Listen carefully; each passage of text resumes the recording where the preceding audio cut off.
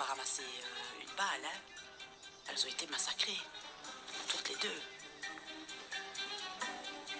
Elle savait bien qu'elle allait mourir.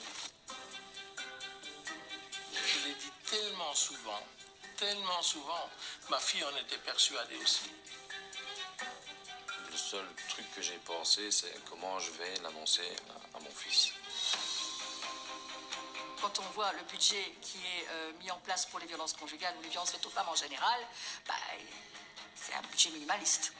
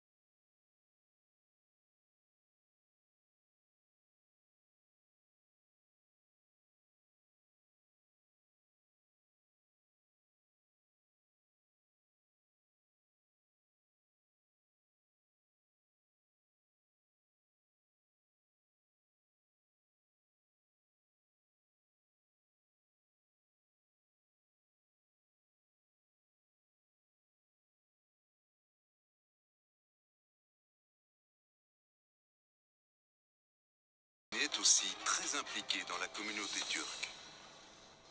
On se voyait à des festivités, à des mariages.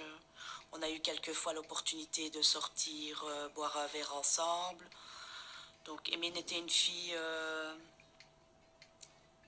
intégrée, sociale. Elle avait une joie de vivre.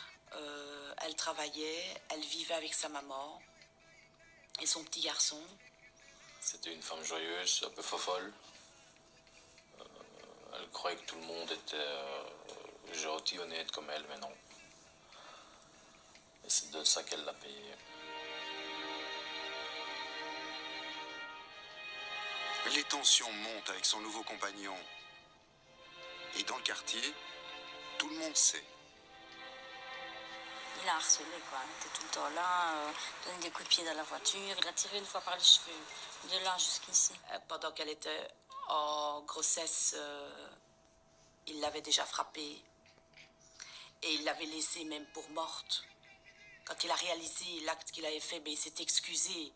Donc c'est avec les excuses qu'elle est restée avec. Et alors après l'accouchement de la petite, elle a pris la décision de le laisser tomber. Beytoula ne supporte pas d'être mis à la porte. Il se montre de plus en plus menaçant. Au début, c'était des menaces verbales. Elle avait peur de sortir et d'aller même travailler à la FN, donc la rue perpendiculaire à sa rue. Elle avait 30 mètres à faire, c'était même ça. Je suis dehors, je vais vous tuer. Si ta mère sort, je vais l'écraser avec la voiture. Ton fils va y passer aussi. Pour des raisons de sécurité, l'ancien mari d'Emine a choisi de témoigner discrètement. Il a peur. Pour lui et son fils. Car il est persuadé que la police ne peut pas les protéger comme elle n'a pas réussi à protéger Emine.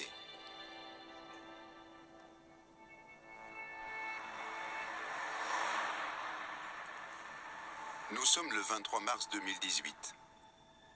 Seul le bruit de la télévision brise le silence de la nuit. Emine et sa mère l'écoutent sans vraiment la regarder. Elles sont dans le salon, prêtes à aller dormir.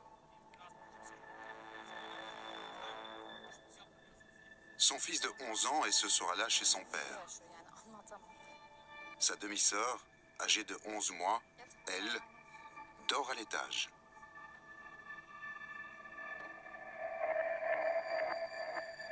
Après des semaines de silence, Beytoula, le père de la petite, arrive sur la pointe des pieds, par l'arrière de la maison.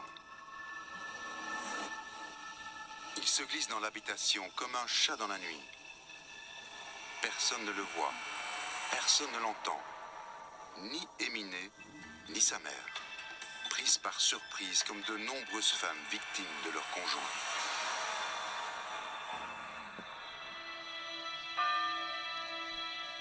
Pas très loin de la frontière allemande, Moresnet-Chapelle est un village tranquille, sans histoire, une rue, un hameau où il fait bon vivre. Valérie habite dans cet appartement en face du restaurant de ses parents. Elle tombe amoureuse de Michel et partage sa vie. 17 ans. Ils n'ont pas d'enfants. Après quelques années, leur relation se détériore. Le couple enchaîne les séparations et les réconciliations. À 44 ans, Valérie le quitte pour de bon et retourne vivre chez ses parents, protégée au-dessus de leur restaurant dans lequel elle travaille avec sa mère, Lucie. Michel, lui, habite toujours en face. Il épie sans cesse tout ce qui se passe. Valérie et ses parents se sentent surveillés. Il la suit partout où elle va. Par exemple, ma femme l'a accompagnée un jour, ma fille, donc Valérie, pour faire des achats. Ils étaient dans une grande surface et Valérie s'est fait agresser par lui dans la grande surface. Donc forcément, ils ont appelé la police, donc la grande surface déjà, donc on a fait le nécessaire.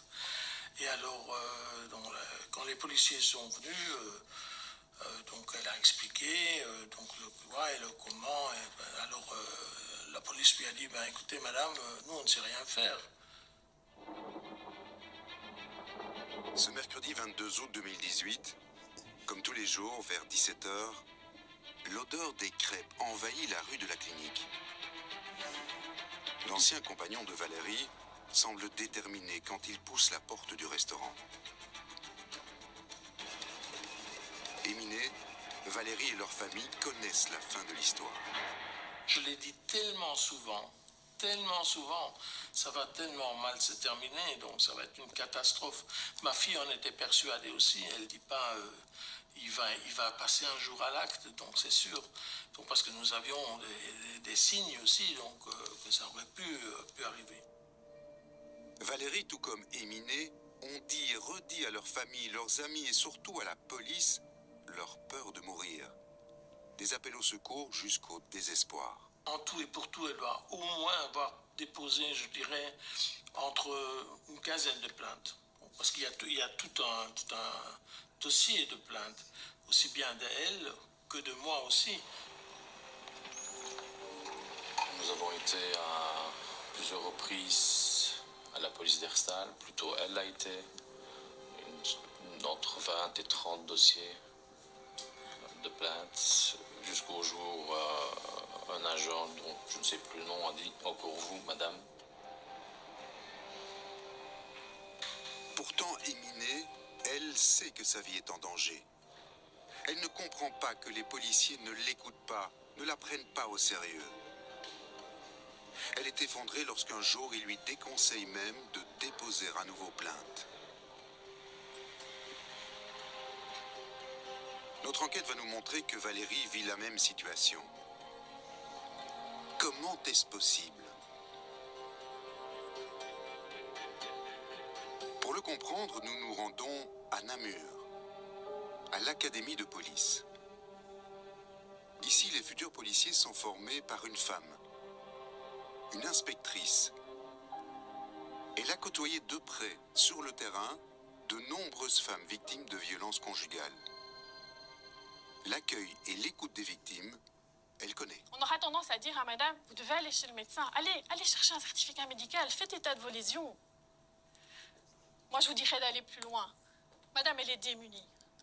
Elle a peut-être subi des violences, qu'elles soient psychologiques, qu'elles soient physiques, qu'elles soient sexuelles, peu importe. Quand elle vient chez vous, non seulement elle a le courage de passer cette épreuve-là, et c'est déjà une première victoire, mettez-la dans le combi ou dans un véhicule banalisé. Amenez-la aux urgences. Laissez vos coordonnées aux infirmières des urgences. Le commissariat va fermer. Revenez demain. Il est 15 heures. Non. D'accord?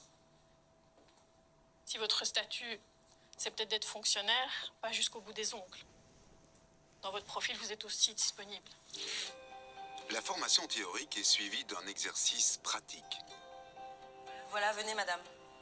Vous voulez quelque chose à boire? C'est gentil, c'est gentil. Laura et Anthony sont confrontés à la réalité de terrain. J'ai jamais vu, vous êtes nouveau? On est nouveau ici, Ah oui. oui, voilà, c'est ça, parce que moi, ça fait la 7e ou 8e fois que je viens ici, donc... Ah, vous venez souvent? Oui, je viens souvent. Cette femme endosse le rôle de la victime. Elle teste les réactions et la capacité d'écoute des deux élèves policiers. Des menaces qu'il a pu faire, etc. Donc ça a pris des proportions tout autres. Voilà. Il a déjà des propos. Oui, il a déjà fait ça, mais bon, ça, moi je l'aimais. Je me disais, oh, c'est une claque, c'est pas. Enfin voilà, j'étais un peu. Je minimisais, et puis quand j'en avais marre, je venais, puis déposer plainte, et puis je repartais en disant non, je l'aime, je reste avec. Mais ici, il m'a dit, je vais te tuer, toi, ton fils. Enfin, voilà, quoi, c'est mon fils, puisque c'est pas à lui. Et je me dis, dans la folie, il fera peut-être la même chose avec notre fille. Je sais pas quoi faire s'il arrive, s'il débarque chez moi à l'improviste, parce que voilà, il est en tout près, s'il a bu un verre ou quoi que ce soit, enfin, ça va être la folie. Qu'est-ce que je fais?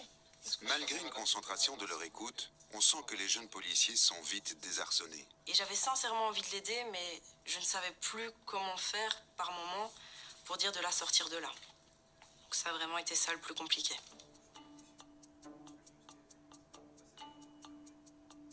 Toujours en respectant la victime.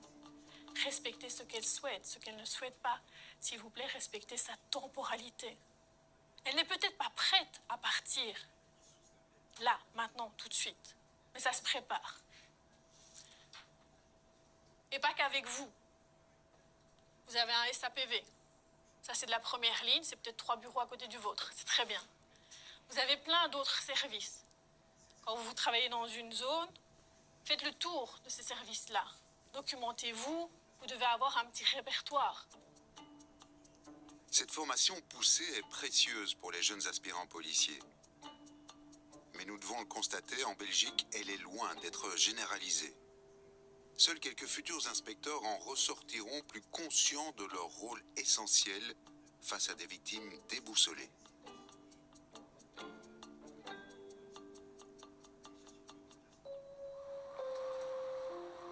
Éminé et Valérie auraient certainement aimé être mieux accompagnés, mieux soutenus pour ne pas se retrouver seuls. Seul, dans la nuit, le 23 mars 2018, à Herstal. Derrière ces murs, Beytoula s'empare de la vie de toute une famille. Il rentre sur la pointe des pieds, un couteau à la main. L'horloge indique 23 heures. Fatma, la belle-mère, s'effondre sous les yeux d'Éminé. L'une, puis l'autre.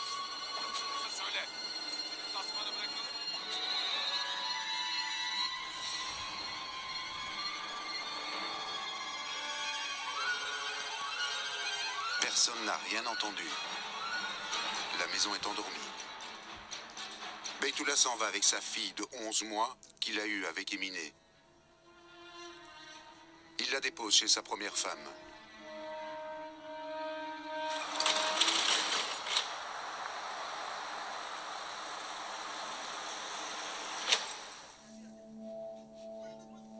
Le lendemain, l'ex-mari d'Éminé est inquiet. D'abord, je devais rendre le petit après-midi, donc je sonne une dizaine de fois tous les deux qui ne répondent pas, ce qui n'est pas normal.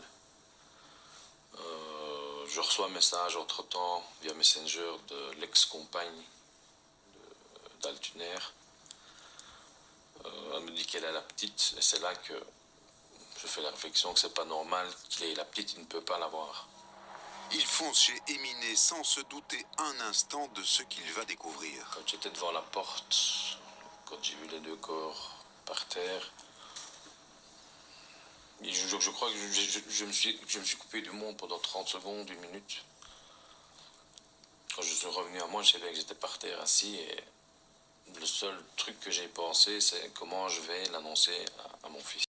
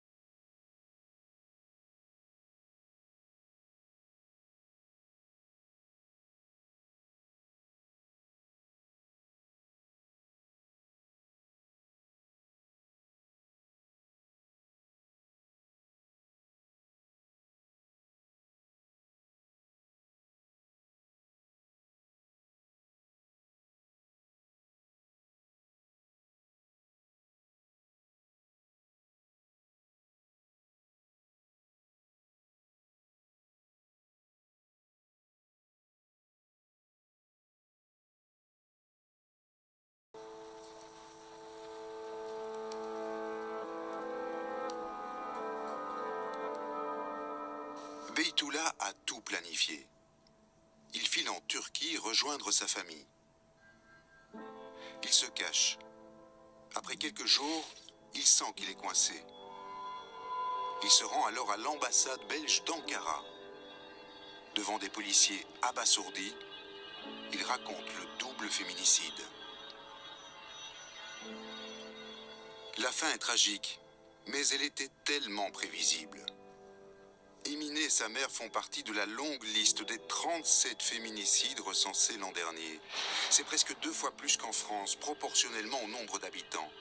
Imaginez, environ une femme tous les 10 jours perd la vie, tuée par son ancien compagnon.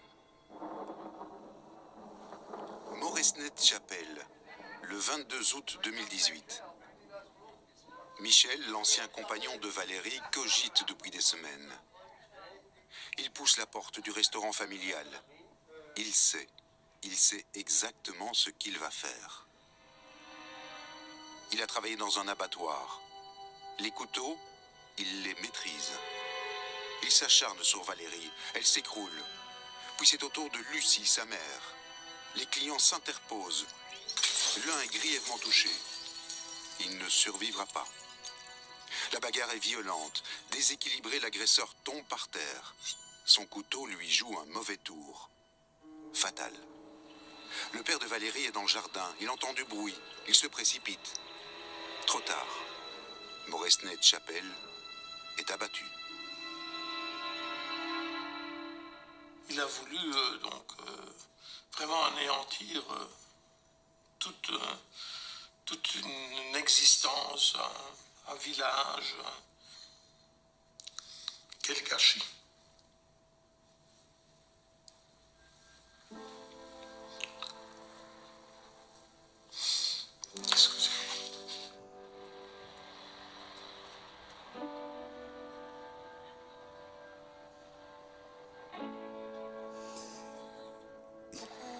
Ne passe plus dans cette rue-ci à cause du drame.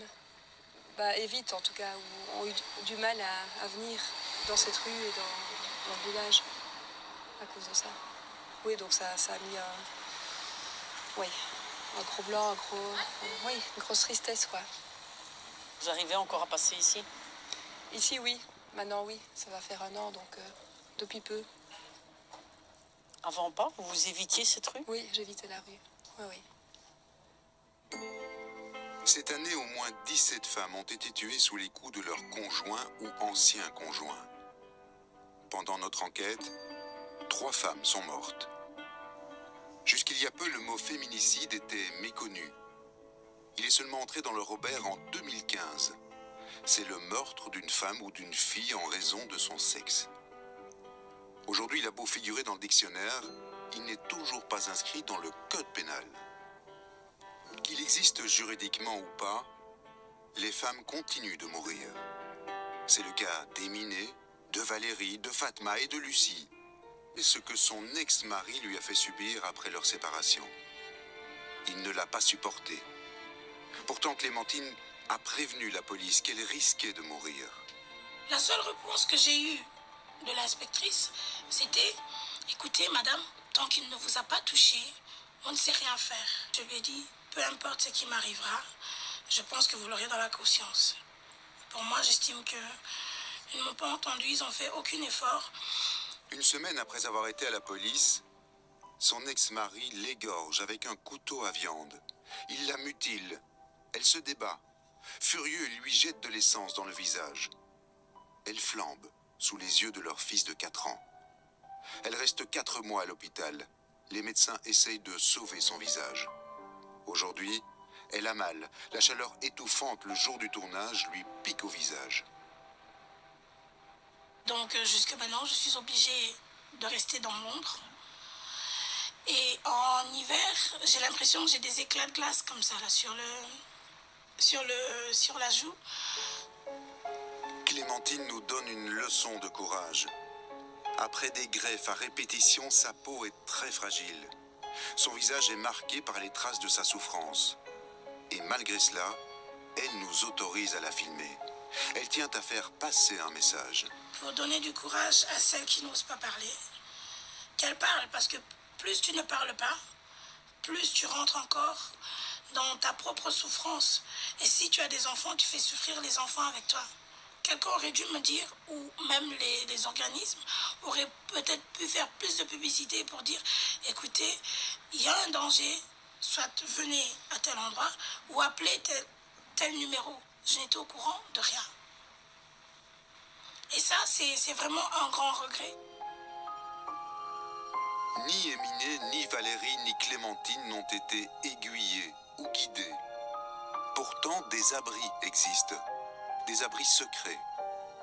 Mal connus, ces refuges permettent aux femmes, victimes de violences conjugales, de se reconstruire. Mais encore faut-il qu'une place se libère. Les lits sont rares. Nous pénétrons dans cette grosse maison, anodine de l'extérieur. Pas d'inscription, parfois des portes blindées, parfois des codes d'accès.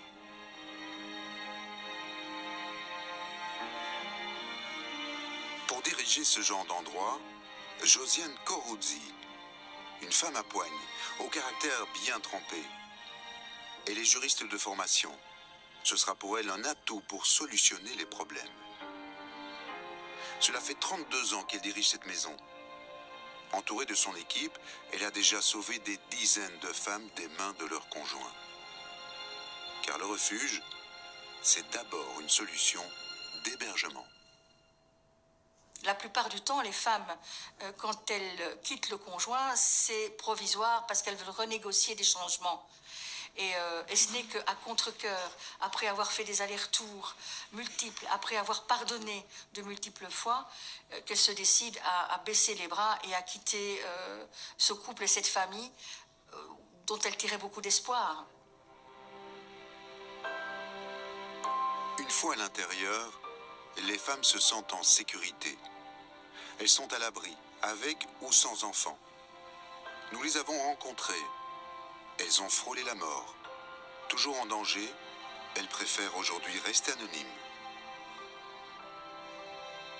Quand je suis arrivée ici, je suis un peu perdue. Je pleurais tout le temps. Je ne savais pas que la vie du couple serait comme ça. Je me suis renfermée et voilà, suivie par les psychologues et tout. Bon, je commence à être zen, je me dévoile, je souris, je suis en paix. Le refuge n'est pas uniquement un endroit où l'on dort. Toutes ces femmes reçoivent des aides administratives et juridiques. Elles bénéficient aussi d'un travail de fond avec des psychologues et des assistantes sociales. Un travail de fourmi animé d'ateliers. Vous choisissez chacune un pion et un dé. Alors je tourne de nouveau, alors on y va, on commence.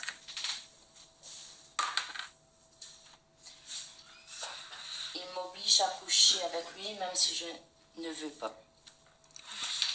Voilà, nous sommes toujours dans le contrôle, dans les violences psychologiques. Voilà, qui est-ce qui veut répondre? C'est comme si j'étais son objet. J'étais sa femme. Et lui, il avait droit. Et il s'en foutait que si j'étais pas bien, donc je voulais pas, lui s'en foutait. Si je devais contrarier, je savais très bien qu'il y avait des problèmes, beaucoup d'agressivité, oui, des agressivités contre moi. Donc je me disais, qu'est-ce que je fais? Est-ce que je reçois une agressivité ou une relation sans volume?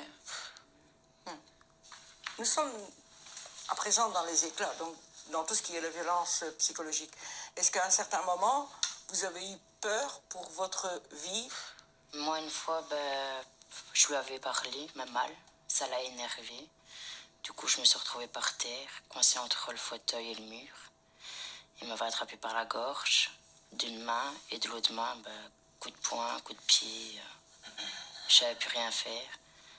Et sur le moment, je me dis, c'est fini, quoi. Je ne serais pas m'en sortir. Depuis un an, Linda vit au refuge. Dans quelques semaines, elle partira avec ses enfants vivre dans un appartement, livré à elle-même. Elle se sent prête. On a des sonnettes d'alarme, comme on appelle. Des signes, des comportements, certaines paroles, qu'on sait que c'est comme des sonnettes d'alarme, en fait. Qu'avant, on croyait que c'était juste des paroles toutes simples. Par exemple, juste des excuses, je le referai plus. Pardonne-moi, je sais pas ce qui m'est arrivé. Alors on croit qu'il va arrêter, et en fait, ça recommence toujours. Un homme violent restera toujours un homme violent. La violence ne s'arrête jamais. Elle s'amplifie même après la séparation. Éminé ne le savait pas. Elle dépose des plaintes, Beytoula s'excuse et fait profil bas. Éminé tombe dans le panneau, et comme beaucoup de femmes, elle va retirer quelques plaintes. Elle a été manipulée. Elle ne s'en est pas rendue compte. Je pense que son compagnon se mettait en position de pardon, je pense, pour qu'elle puisse retirer sa plainte. Et alors, avec ça, on dépose plainte, on reprend plainte. C'était un petit peu malsain, on va dire ça comme ça, malsain. Cette plainte, soit elle la laisse continuer si elle ne retourne pas vivre avec leur conjoint, mais quand elle retourne, la plainte, évidemment qu'elle la retire, parce que le conjoint va faire pression. En disant, maintenant qu'on s'est remis ensemble, maintenant que tout va bien, tu vas pas quand même m'envoyer devant le tribunal, ça ne se fait pas, ça ne va pas, ma chérie. Donc, évidemment qu'elles vont retirer leur plainte, c'est logique. Lorsqu'Éminé et Valérie décident enfin de se séparer, elles pensent naïvement avoir réglé le problème. Il a bien remarqué qu'elle ne voulait plus rentrer, donc elle ne voulait plus aller chez lui, elle voulait vraiment séparer, donc arrêter tout contact avec lui, et ça l'a rendu fou de rage. Et le danger, il est encore plus fort quand elle quitte le conjoint violent. C'est là qu'il faut la protéger au maximum, et c'est là que la société ne la protège plus. Parce que la société croit encore que la séparation annule le problème. Or, il ne fait que commencer.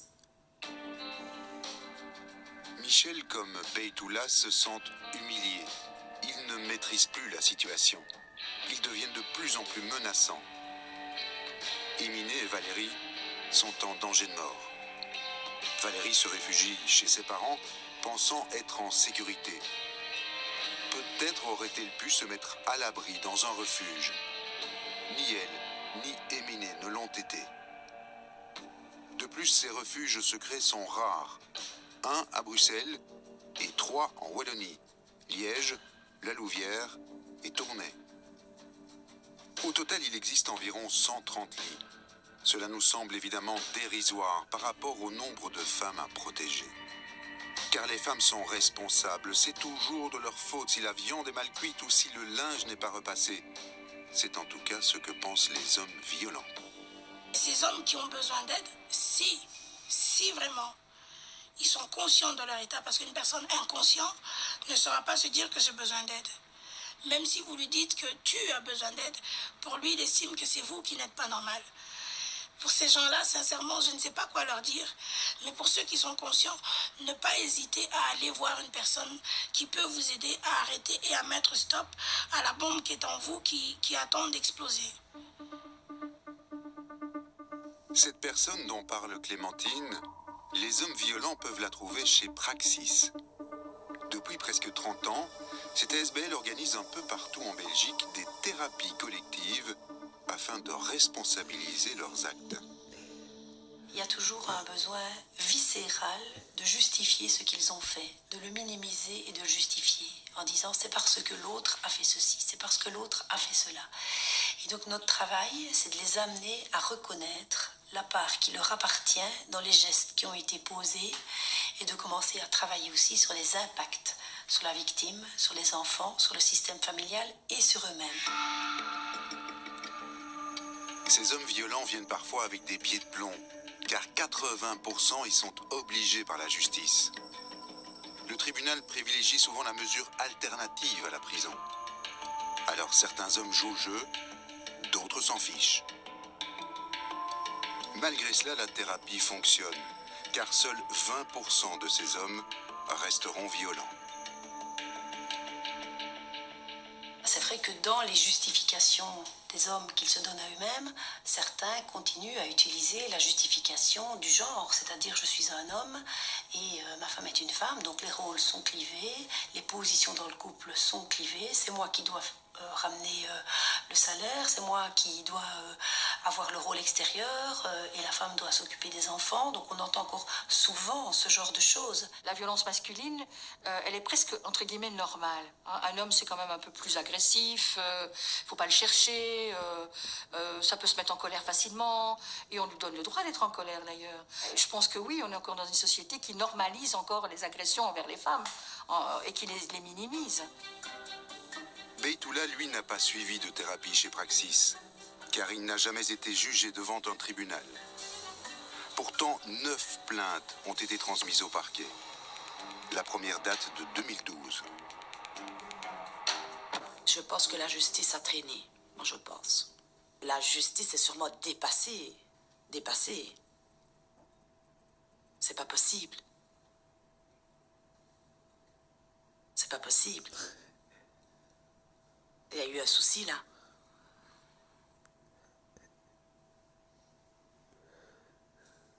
Oui, là, il y a eu un énorme souci. Hein.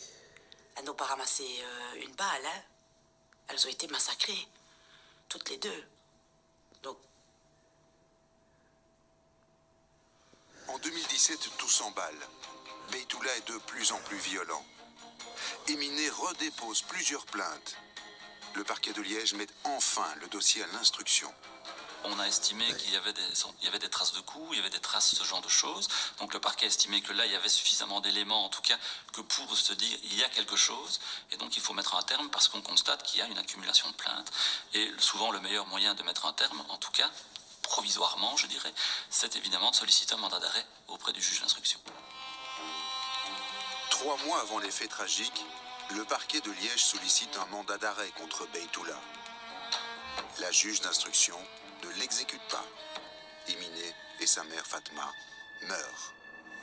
Le drame aurait à l'évidence pu être évité. Tout comme celui de Valérie et de sa mère Lucie. 5 mois avant leur mort, le service d'aide aux victimes de la police de Herve envoie un courrier alarmant au procureur du roi de Verviers. La séparation se passe très mal et l'emprise sous laquelle Madame Leisten était tout au long de sa relation avec monsieur s'est fortement aggravée au cours des derniers mois. Valérie Leisten est dans un état psychologique déplorable, elle est terrorisée et perd tous ses moyens, elle craint réellement qu'il mette ses menaces à exécution.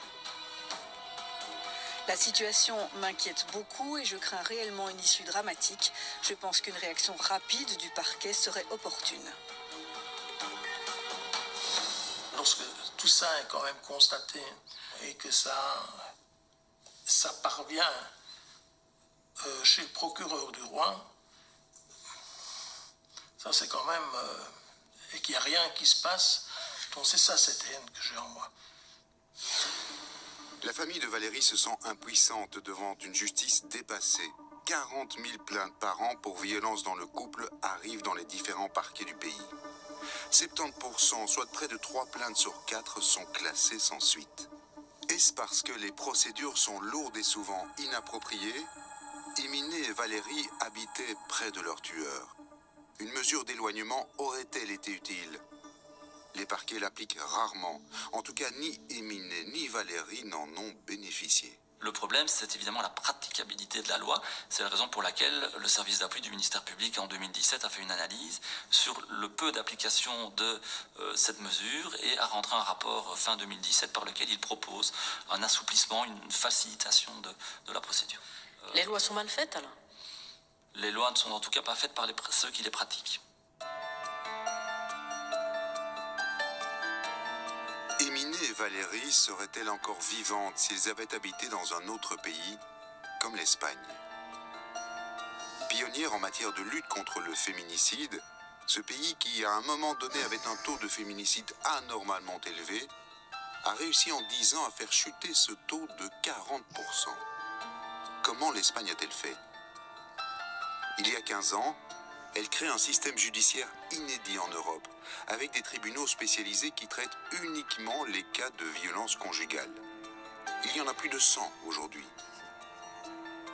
La victime ou même un proche dépose une plainte. La justice a l'obligation d'instruire le dossier en 72 heures. La victime et l'auteur présumé sont entendus.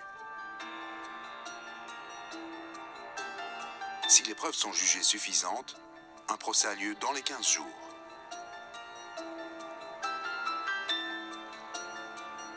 L'Espagne va plus loin encore. Il y a 10 ans, elle introduit le bracelet électronique. C'est un dispositif de géolocalisation. Imaginez un bracelet, comme une montre, porté par l'homme violent, et une balise portée par la femme victime de violence. S'il franchit la zone de sécurité, l'alarme avertit le centre de contrôle. La police intervient dans les 10 minutes. Alors comment comprendre que la Belgique soit à la traîne? À l'image de l'Espagne, une circulaire ministérielle est sortie il y a 3 mois. Il s'agit de mettre en place une alarme harcèlement. C'est un bouton qui est relié au Bluetooth du téléphone. Sur simple pression, la victime entre en contact avec la police. Ces minutes peuvent s'avérer cruciales. Il faut plus bien l'expliquer. La personne ne doit pas être en contact avec une personne, ne doit pas dire, voilà, je suis une personne une telle, j'habite là, il y a ça qui se passe, c'est dans un contexte de, etc. Non, il y a un bouton, toute l'information est là, la police roule. Donc on a enlevé toute cette partie évaluation, hein, parce que cette évaluation a été faite lors du premier contact avec la victime.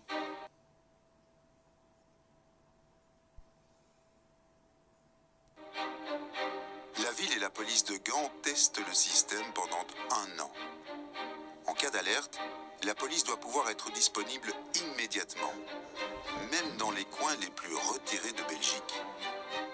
Je suis tout à fait d'accord, si vous voulez, qu'on développe ce type de système, mais donc ça veut dire qu'au niveau de la police, il y a une charge de travail importante, peut-être avec des fausses alertes, il y aura beaucoup de fausses alertes certainement. Malgré cette éternelle problématique du financement, la Flandre a pris de l'avance avec la création de Family Justice Center. Il s'agit d'un seul lieu où les différents services, police, parquet, aide aux victimes, sont regroupés et permettent ainsi un meilleur suivi. On dépose l'histoire une fois et puis les professionnels travaillent. Et c'est pas qu'on dépose l'histoire X fois, ça c'est la réalité d'aujourd'hui, hein. On la dépose une fois, on va dans un autre poste de police, on la dépose de nouveau, parfois la même police en téléphone, on doit de nouveau faire l'histoire, et donc là, allez, ça c'est notre boulot comme institution de réduire ce nombre de fois qu'il faut expliquer de quoi il s'agit. Il y en a 4 de ce genre en Flandre, et aucun à Bruxelles ni en Wallonie. Il y a un problème? Oui. C'est-à-dire, je crois que c'est une fois de plus une volonté politique. Je pense que, vous savez, comme pour tous, si à un moment donné, on a la volonté politique de lancer un certain nombre de choses, et je crois que là, le parquet a fait beaucoup de démarches vers le monde politique francophone pour demander qu'on lance des expériences de Family Justice Center. Jusqu'à présent, il n'y a pas grand-chose qui est réalisé. Et je le regrette beaucoup, parce que je pense que ce qui est fait en Flandre est une démarche intéressante. Les associations féministes exigent que l'État prenne ses responsabilités, notamment en appliquant la Convention d'Istanbul. C'est un texte international qui recense les mesures de prévention de violences conjugales. La Belgique l'a ratifié en 2016, mais elle ne l'applique qu'à 20%. Depuis 15 ans, la Belgique élabore des circulaires ministériels, des circulaires des procureurs généraux. Mais les actes, eux, ne suivent pas. Moi, je trouve qu'on peut évaluer la qualité de la prise en charge sociale et sociétale par le budget qu'on met dessus. Alors, quand on voit le budget qui est mis en place pour les violences conjugales ou les violences faites aux femmes en général, c'est un budget minimaliste. Donc, ça veut dire que on peut encore se poser la question sur le sérieux de la prise en charge de l'État. Pour obtenir des réponses, nous sollicitons le ministre de la Justice, Koen Geens. Probablement mal à l'aise sur la question, il a refusé de nous accorder une interview, malgré notre insistance.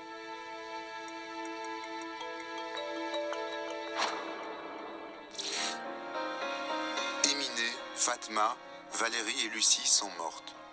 Mais ce sont aussi des familles entières qui sont aujourd'hui démolies. Le procès de Beytoula est fixé au 6 novembre prochain, en Turquie. En attendant, Beytoula a obtenu ce qu'il voulait et ce qu'il avait annoncé, la mort d'Éminé et de sa belle-mère. Alors qu'un dossier de rapt parental est en cours au parquet de Liège, la fille d'Éminé, elle, grandit.